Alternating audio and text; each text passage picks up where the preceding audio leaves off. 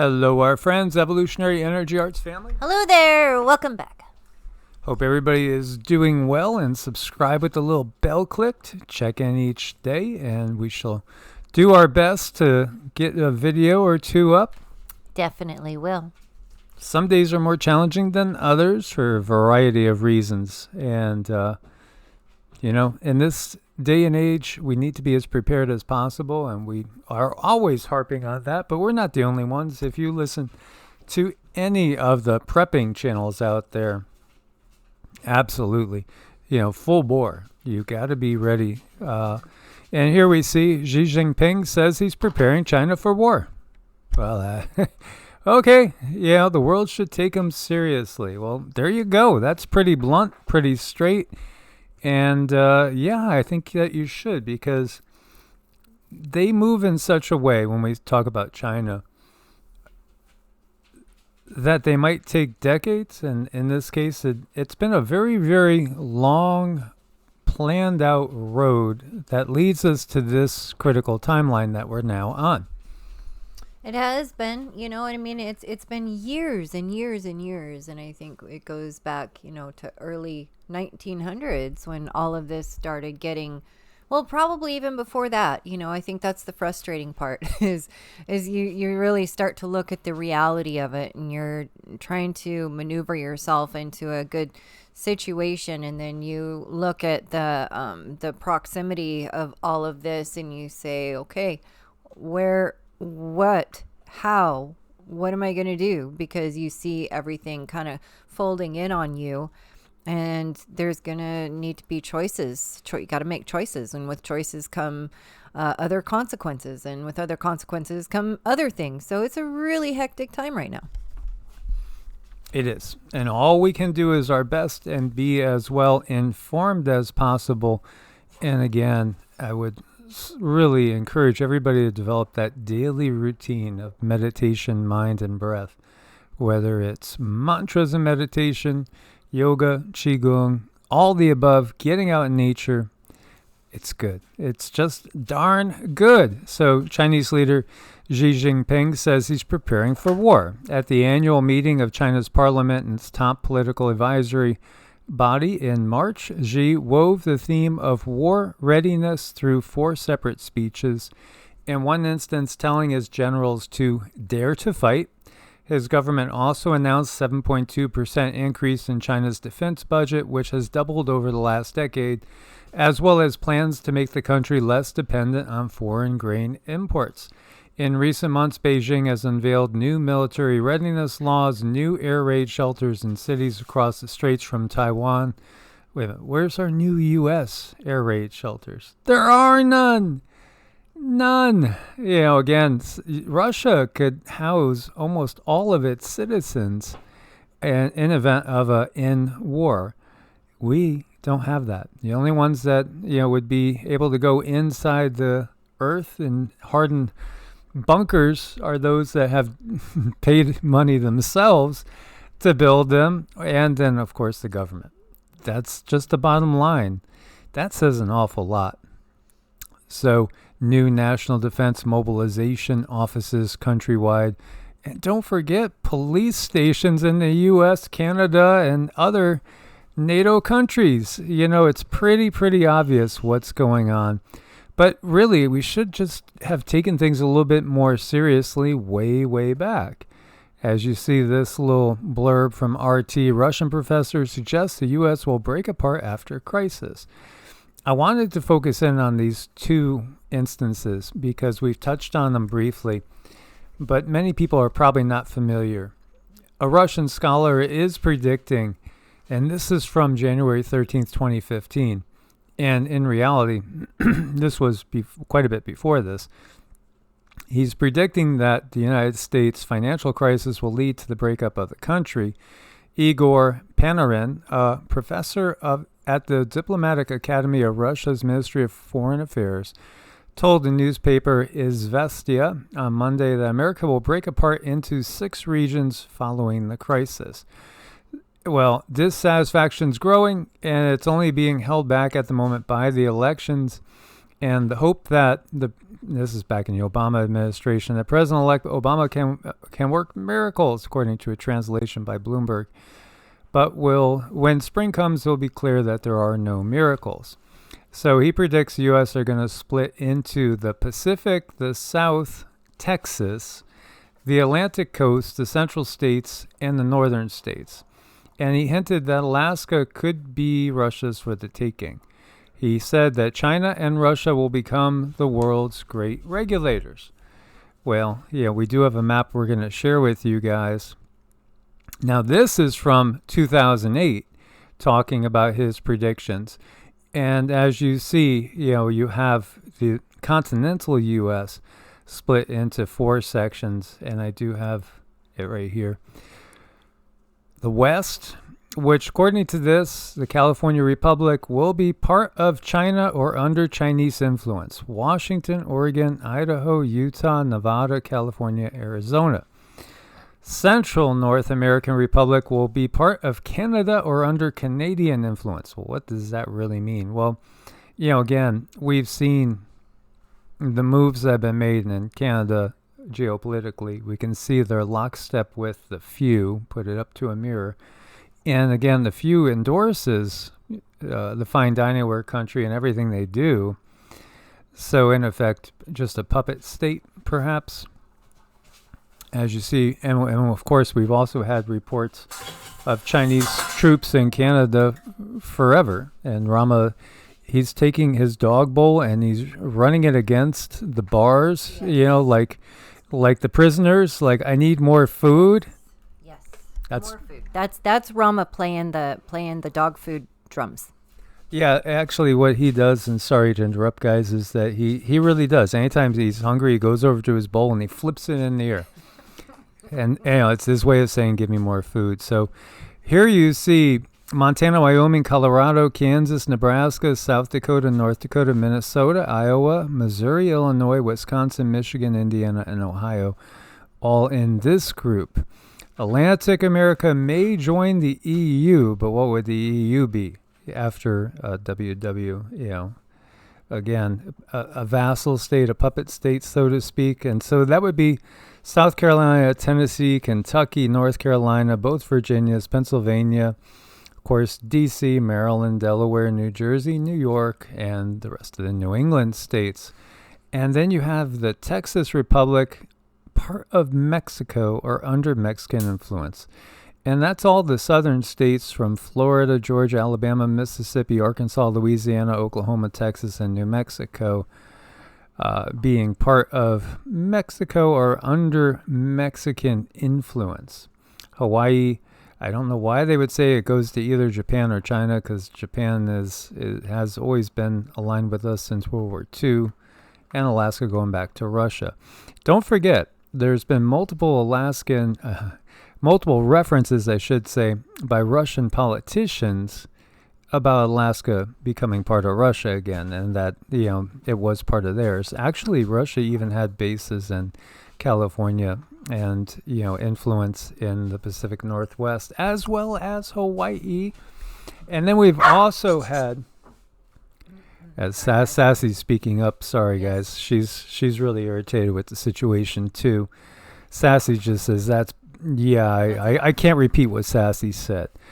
But anyway, we've also had Chinese officials saying that, the 2 haplogroups that came over and populated the Americas came from our provinces in Mongolia. And so that means that, you're really supposed to be ours. So this is obviously the plan that's been out there for a long time. And this particular article was written 08, that was another banking crisis time. Depending on your temperament, you may be either amused or sobered by an article in this morning's Wall Street Journal by Igor Panarin, a Russian academic, former KGB analyst, who has been predicting since 1998 that the U.S. will collapse via economic implosion followed by civil war during the spring of 2010. Well, it didn't happen in 2010. It didn't happen in 2015. It didn't happen in 2008. Is it starting now? Is he finally going to get it right? Again, the timing. Well, now it does feel a little bit different. So in reality, for 25 years now, he has been predicting the U.S. will fall apart. And, this is the map that he gave, and basically saying it's going to be divvied up to the victors, and the victors will be the BRICS nations. We go back farther. 39 years ago, a KGB defector chillingly predicted modern America. Yeah, very, very much so. This was in an interview in 1984, and it really does describe America of today, and outlines 4 stages of mass brainwashing used by the KGB. Now, this is back when it was the Soviet Union and not Russia. And long-term goal of subverting the U.S. and demoralization. It's going to take about 20 years to do. In 1954, early on in the Cold War, the Soviet Union created the Committee for State Security, more commonly known in the West as the KGB. The group came to oversee the Soviet Union's internal security, secret police, domestic, and foreign intelligence operations. These guys are wound up, guys. Across the world, the KGB did whatever it could to thwart the pro-Western and anti-Soviet political movements and figures. The group would assassinate political leaders with cyanide and other weapons. It would fund and arm leftist groups, especially those in developing nations, and the KGB successfully established moles in the U.S. intelligence agencies, though the exact number still isn't and may never be known for sure. Also unclear were the group's long-term plans involving the U.S.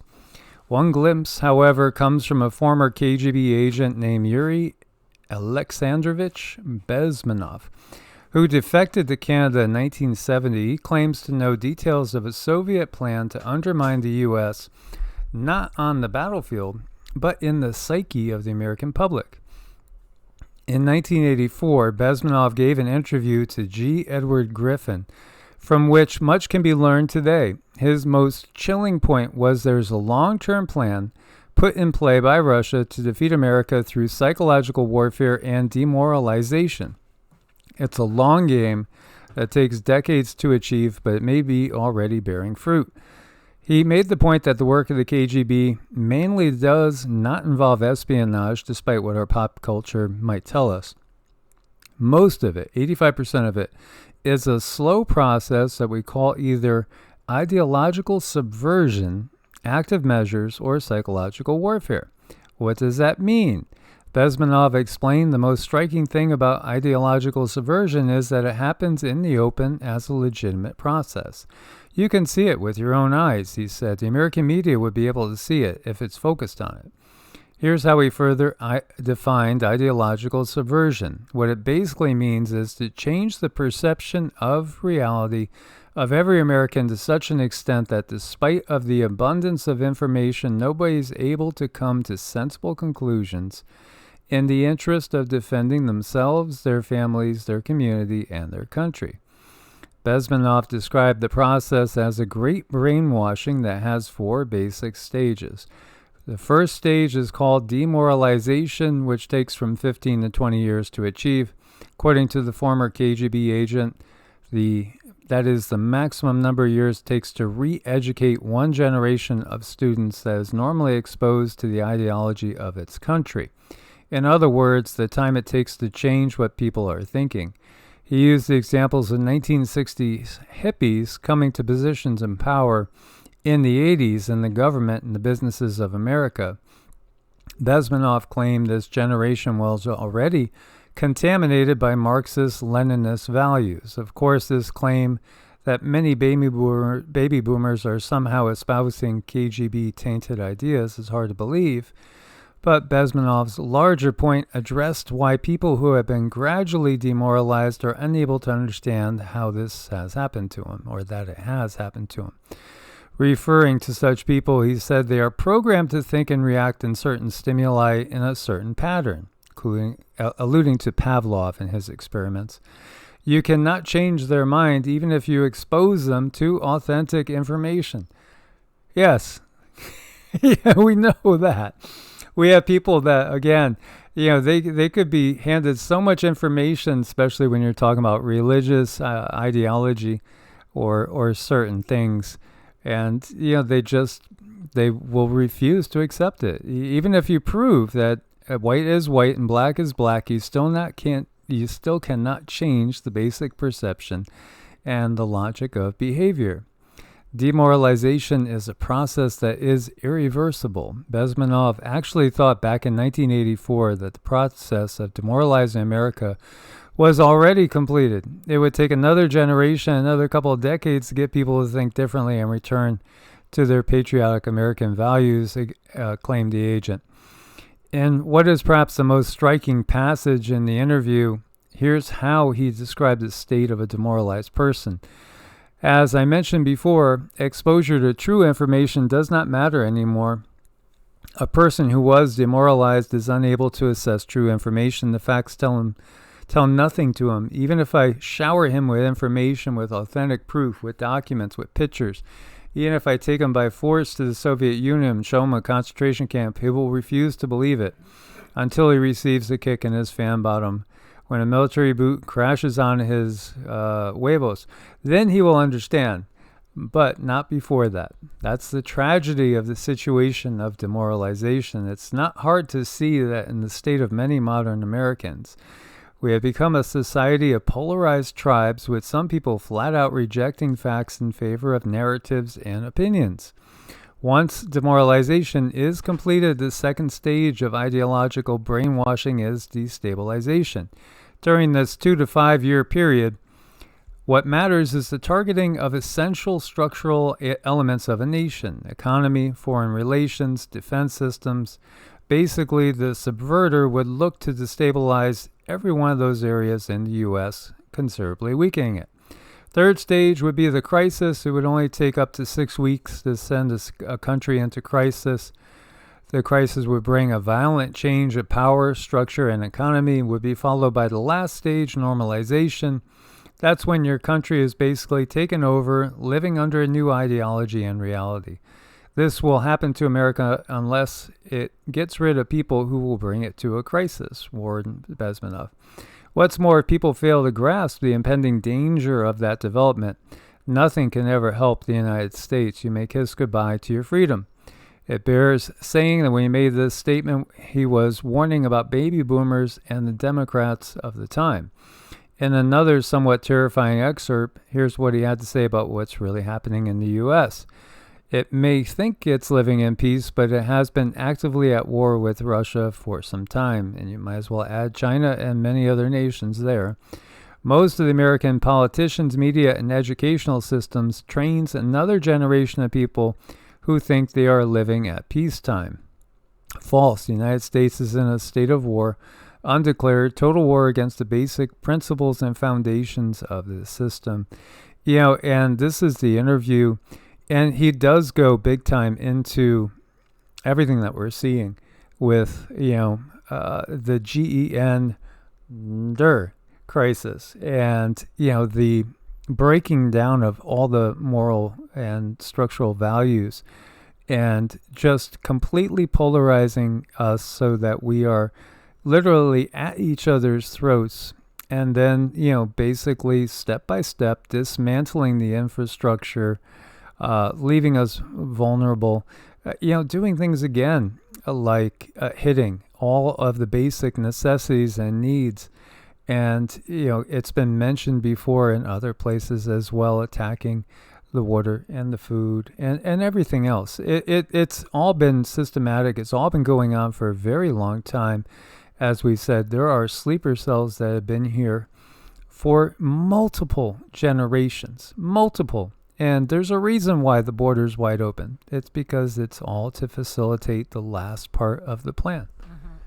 Mm-hmm. If you watch TV, maybe you watch fights or you watch race cars, you notice on the commercials that they always have certain things going on saying, well, if you have these symptoms, then you need this thing.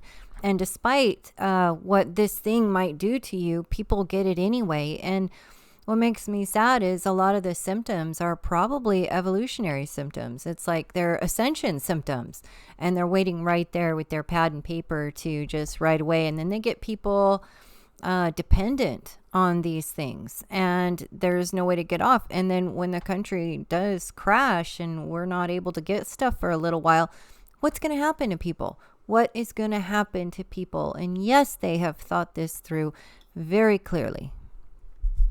And we were talking about this yesterday. Looking forward to the future. Hashtag China. Hashtag Jolin. Jolin Daily. Welcome to Discover Jolin. We're here to help you discover the magic of this amazing province. We're going to love having you part of, the fine dining ware country. Yeah, and if you're on the West Coast, then it's probably the case. Maybe, what was part of Mexico will be returned to Mexico. Maybe Russia will take the center part, northern center. And, who knows exactly how it's going to break up. When Cindy had seen it, she saw 5 segments is what she was getting, the U.S. broken into 5 pieces. And, what the guides have said continually, and again, everybody has to use your own discernment, but they have just instructed us, stay away from the coastlines, and there's reasons for that. And then also just said it feels like it might be a little bit more freer towards the middle of the country. But again, use your own discernment, because a lot of that information, we're always trying to decipher what's for us personally and what is for everybody in general. And really, we can't do that. I mean, everyone has to decide for themselves, because they have different wants, needs, desires. Weather plays a big part in people's lives. Maybe you like 4 seasons, maybe you like 2, maybe you like 1. But we all have to sit down and figure out what works for us and then follow through with that. That's why getting in touch with yourself, building your own discernment and building your spiritual practice is so, so, so important, because we can't tell anybody where to go. We absolutely cannot. But what we can do is get in touch with our inner self and let that guide us. And you guys can do the same thing too. Absolutely. And again, we see all these different species that could get along just fine. Why can't humanity? Again, it's just not in the interest of the power structure for us to get along. So, when we look back to the revolution in China, the revolution in the Soviet Union, it just, it goes from bad to worse. And this is just the natural progression in things. Again, ask yourself, when has any bloody revolution ever had a lasting peace? There's never a lasting peace, because when we're in these time periods, the Kali Yuga and the Dark Ages, it's always about war and conquest. Oh, you'll hear of wars and rumors of wars. That's every single year, the last 6,000 years. Every day. Every day. Yeah, every day. It's not until people start to realize it's not through bloodshed and violence that we're going to ever achieve anything. It's the exact opposite. It's by refusing to go into that mad frenzy that we see time and time again with one revolution or one usurpation or one invasion of another entity. If there were no borders, now this is again, they have us fearing a one world government, and we don't want a one world government under any rule that's in effect right now. There's no good governments, none, not any on the planet. I don't think there's a single government on the planet that truly puts its citizens first. I name one, really. Let's really name one.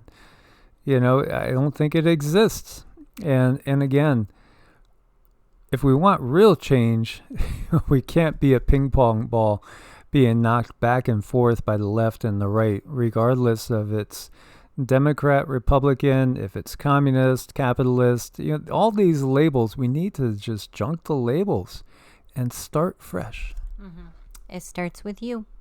Absolutely. As always, guys, thanks for your support. Much love. God bless and namaste. Namaste.